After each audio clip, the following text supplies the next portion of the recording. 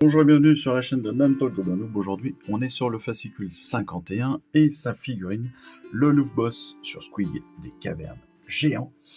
Alors, une figurine qui, comme d'habitude, si on regarde, honnêtement, elle est assez kiffante.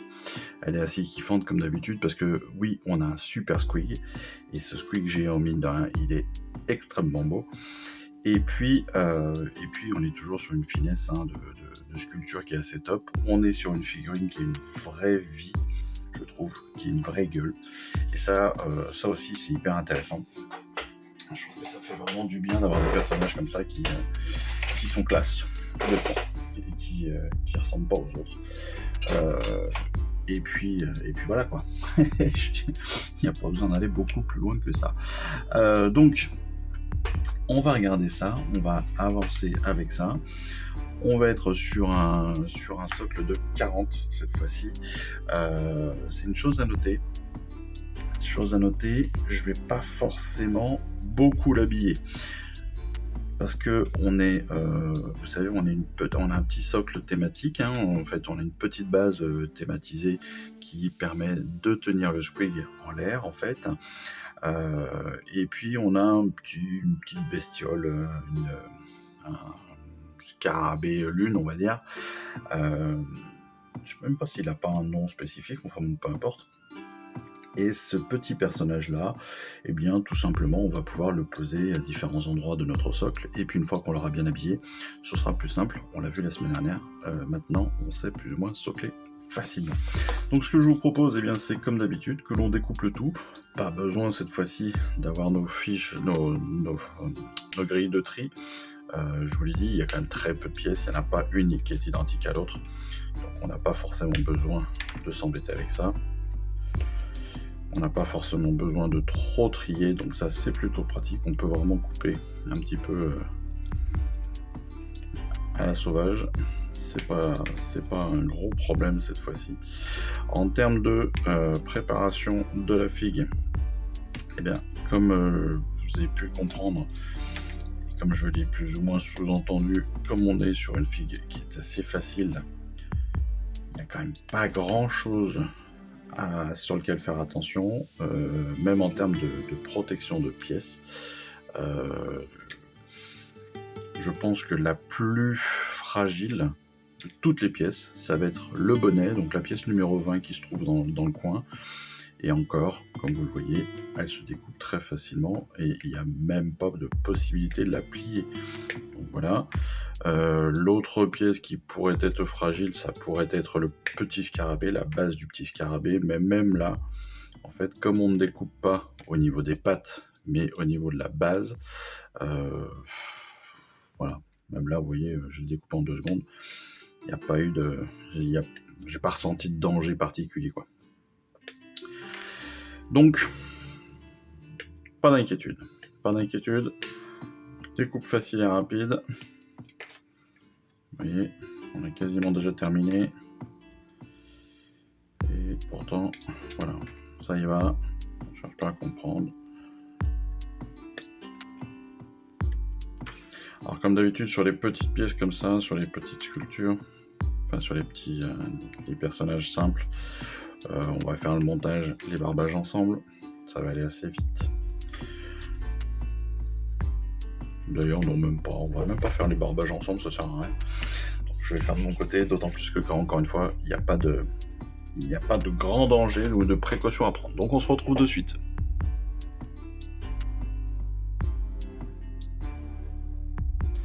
Bon, quelques problèmes de vidéo et de son, donc je vais refaire ça de mon côté sur la partie donc montage. Donc on va, pour une fois, je vais coller à la colle citadelle, pas me prendre la tête.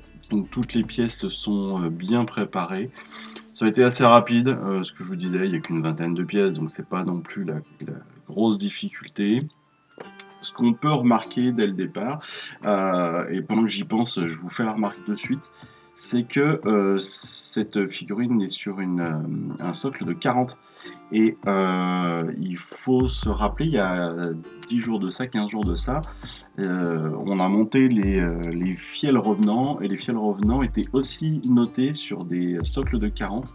et c'était une erreur d'impression. C'était une erreur d'impression, ça m'est revenu à la tête comme ça.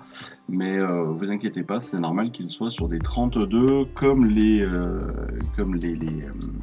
Silver revenants d'ailleurs.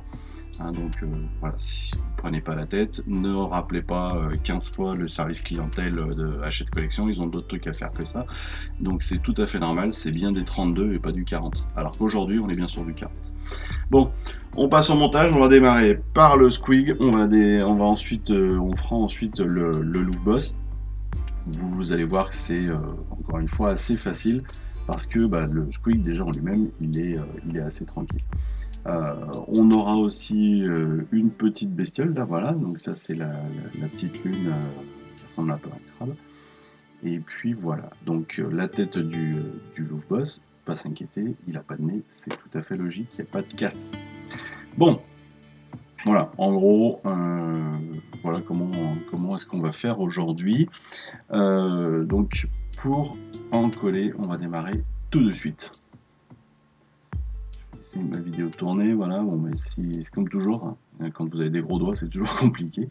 Mais bon, là, on a la chance, c'est une grosse pièce quand même. Donc pour l'encollage, eh bien, on va faire le tour complet de notre pièce. On va juste encoller tous les bords, toute la bordure extérieure et l'intérieur de la bouche. Vous voyez que ça va pas être bien méchant. Évidemment, on prend l'autre partie, on superpose, bim bim, boum boum, hop, c'est fait. Voilà. Là, on a fait 50% de notre pièce. Pas compliqué. Un peu comme d'habitude, si vous avez des petits interstices, vous pouvez mettre un petit peu de colle. Vous pouvez mettre un petit trait de colle comme ça, le long de la ligne de coupe, la ligne de collage.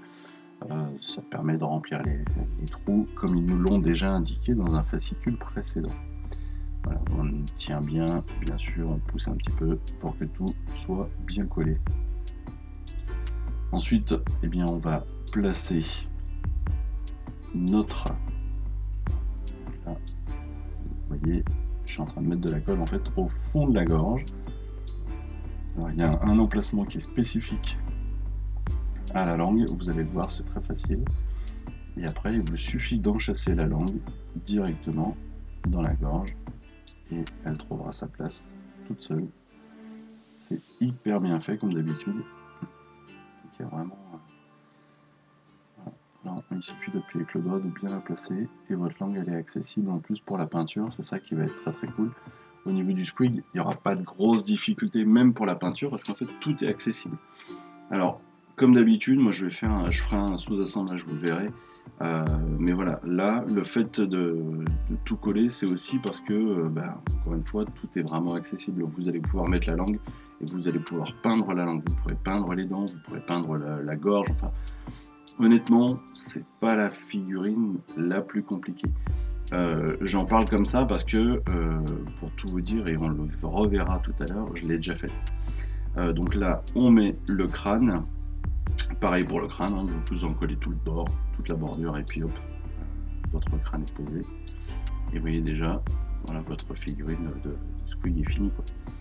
Là, je suis en train de nettoyer les surplus de colle que j'ai laissé, que j'ai légèrement abîmé en mettant mes doigts dessus, mais bon, c'est pas grave, ça se renettoiera après. Pour les pattes, c'est très très simple. Vous avez là pareil 2 ergots, en fait un de chaque côté, et la patte ivoine elle va venir s'encastrer dedans, très bêtement, voilà. Donc c'est normal qu'il y ait la trace, hein. Là par contre il y a vraiment la séparation qui est prévue et qui est visible, ça c'est tout à fait logique. Et puis après, on va y mettre justement le pied, enfin la patte, en l'occurrence, là on a mis la jambe, et on va mettre le pied dessus. Là. Donc là, c'est la grosse patte. Pareil, ça vient s'encastrer tout seul. La pièce en elle-même, la figurine en elle-même est hyper bien faite pour ça. Tout est hyper bien calibré, il n'y a pas de... Il n'y a pas de trou, il n'y a pas de manque, voilà. C'est peut-être cette partie-là qui est peut-être la moins bien conçue parce que c'est juste une pièce à venir poser l'une contre l'autre. Sinon, quasiment toutes les autres ont soit des ergots, soit une position qui fait qu'elles ne bougent pas. Là, Voilà, surtout quand on a des gros doigts comme moi, ça peut bouger un petit peu, mais une fois qu'elle est bien posée, c'est pareil, ça bouge plus et c'est bien contre le tendon, contre le tendon, contre la cheville. Et vous verrez que la patte elle bouge plus et qu'elle est nickel. Donc après, pour poser la patte au niveau du corps, c'est la même chose que sur la jambe gauche. Vous mettez de la colle tout autour, là, hop, sur cet ergot, sur ce gros ergot en fait, qui vient faire, c'est en fait la hanche. Techniquement, c'est même l'os de la hanche, hein, presque. Et voilà, et bim, pareil, vous prenez votre... je vais la remettre sur le bord parce que moi, je suis un peu un psycho, je suis psychotique de la colle. Il faut que ça colle, sinon je vais pas bien. Et hop, voilà, et bim, votre figurine de Squig est terminée. Donc pour aller au bout, en fait on a vu le soclage la semaine passée et comme on a déjà un socle qui est déjà quand même pas mal fait avec cette figurine là, hein, regardez, on a déjà 3 champignons, on va avoir la petite bestiole là, le petit crabe lune qui va venir se poser aussi soit sur cette base, soit sur sur le socle en lui-même. Je vais pas mettre non plus trop de choses, donc on va pouvoir faire cette petite figurine et puis après on va pouvoir coller en fait le Squig directement sur la base, hein, sur le socle, parce que je vous dis, le soclage de ce socle sera assez rapide à faire en fait. Il sera pas très inventif. On mettra un petit peu de sable, on mettra un petit peu d'herbe et puis voilà, ça suffira amplement. Donc là, on est terminé. Vous voyez, nous, il nous le conseille de le mettre au milieu. Moi, je vous le dis, je vais le poser à un moment ou à un autre sur le socle. Et puis voilà, tout simplement. Là, je change de peinture, de colle. C'est pas parce que la citadelle est pas bien, c'est juste parce que celle-ci, j'ai un gros pinceau qui permet d'appliquer la colle très facilement. Et en plus, elle colle super bien. Donc j'en profite et c'est tout. N'hésitez pas. Après, comme je vous le dis à chaque fois, c'est vraiment vous qui choisissez aussi vos outils. Là, j'avoue que c'est 2 dernières colles que j'ai achetées en plus de la citadelle, c'est vraiment top. Et les trois font vraiment la paire, si je peux m'exprimer ainsi. Allez, on va continuer maintenant sur le Louvre Boss, parce qu'en fait, on verra tout à l'heure comment il se positionne, mais on va continuer sur le Louvre Boss. Pour le Louvre Boss, c'est très très simple, pareil. Vous allez avoir 2 morceaux de tête, là. Voilà, donc ça, c'est son casque. C'est son casque et son corps à la fois. Et puis on a la tête, voilà, comme tout à l'heure, on l'avait vu déjà, et elle va venir s'enchasser dans le truc.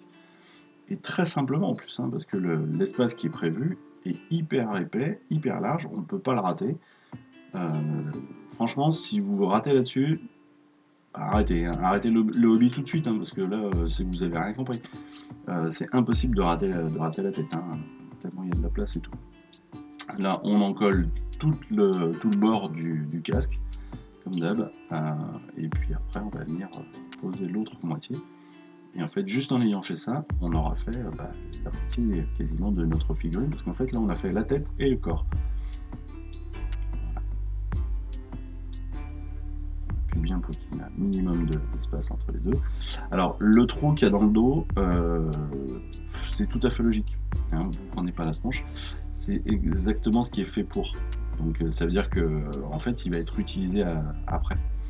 Donc, c'est pour ça que je vous dis de rester cool.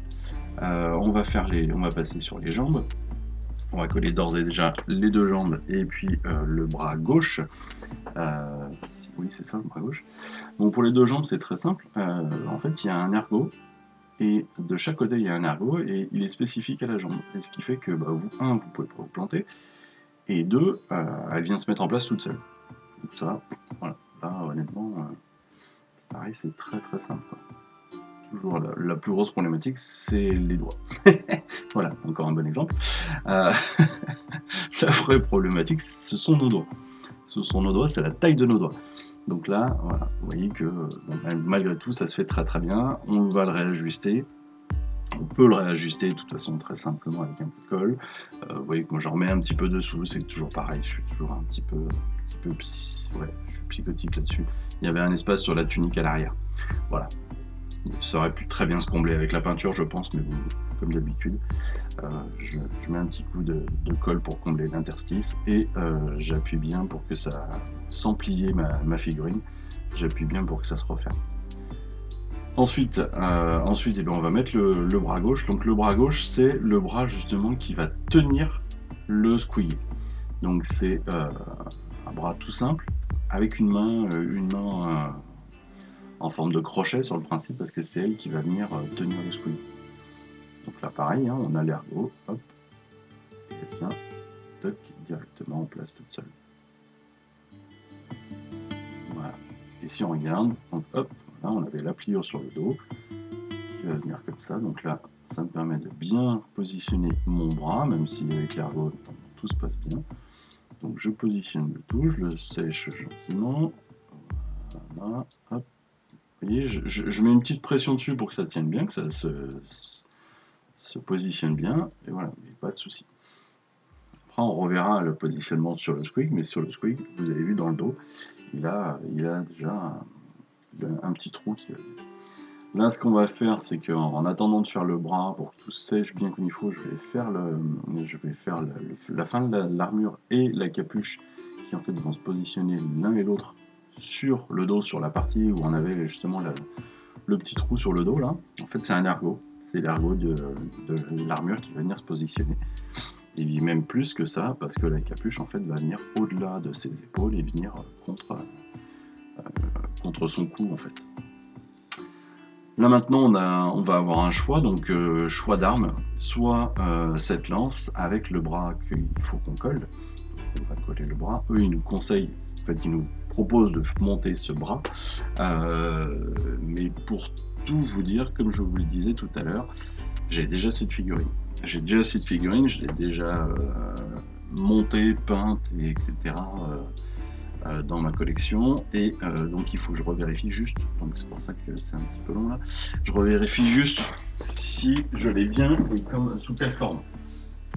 C'est important, mais je suis sûr de moi, je sais que voilà, j'ai la lance, j'ai déjà monté la lance, donc ce que je vais faire, c'est que je vais lui monter la serpe.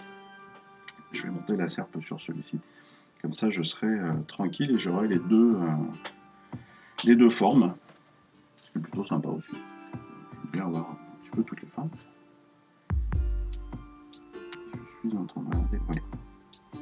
Par contre, dans la charte d'unité qu'on nous donne dans Stormbringer, il n'y a que le troueur lune clan. Donc attention à ça. Si vous mettez le coupe-lune, donc si vous mettez la serpe, techniquement, vous ne pourrez pas forcément vous en servir avec la charte d'unité de Stormbringer. Faites attention à ça hein, quand vous choisissez des armes autres que celles que l'on vous propose. Faites attention que vous puissiez quand même vous en servir, etc. Si vous faites un tournoi, récupérez bien les informations officielles et les chartes d'unité officielles. Hein, parce que Stormbringer, malheureusement, ça reste qu'une adaptation. Adaptation du jeu complète quasiment, mais voilà, ça reste qu'une adaptation, donc il y a certaines règles, certaines armes qui ne sont pas décrites dans les chartes d'unité. Ça, c'est pour nous simplifier la vie en tant que débutant. Mais sachez que ce couple là comme ça, il est pas dans la charte. Par contre, il est dans le Battletome. Donc voilà, comme moi j'ai les deux formes, je peux me permettre de le faire. Hop, voilà. Donc je vous l'ai dit.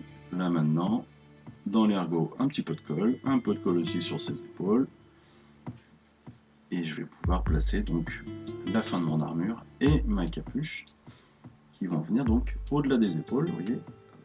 Hop, voilà, et on appuie un petit peu, ça vient vraiment contre son cou et sa capuche est posée, son armure de dos est posée aussi, il ne reste plus qu'à laisser légèrement sécher en maintenant une petite pression, petite, hein, toujours la pression, il n'y a pas besoin d'appuyer comme un bourrin, et voilà, et là on a un super personnage qui est honnêtement très très cool, qui a une bonne position, qui est assez rigolo, que je vais garder comme ça, je ne vais pas le coller tout de suite, parce que comme ça, je vais pouvoir me permettre de peindre tout mon personnage aussi très facilement.